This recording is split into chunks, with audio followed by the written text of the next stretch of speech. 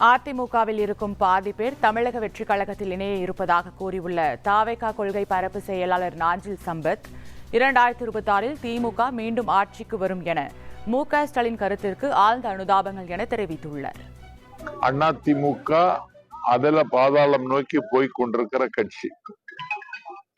அந்த கட்சியில் இருக்கிறவர்கள் சத்தமில்லாமல் தாவேகாவில் தன்னை இணைத்துக் கொள்கிறார்கள். மாம்பாக்கம் கூட்டத்தில் கூட ஒரு தம்பி அதிமுக இணைந்து கொண்டார். ஆகவே மக்கள் திலகம் எம்ஜிஆருக்கு பிறகு தாவேகாவின் தலைவர் விஜய் அவர்களை எம்ஜிஆராக பார்க்கிற அதிமுக தொண்டர்கள் அலை அலையாய் அணி அணியாய் தாவேகாவுக்கு இணைந்து கொண்டு வருகிறார்கள்.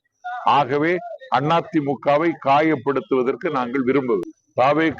தாவேகாவுக்கு அதிமுகவில் இருக்கிற பாதி பேர் வர போறாங்க.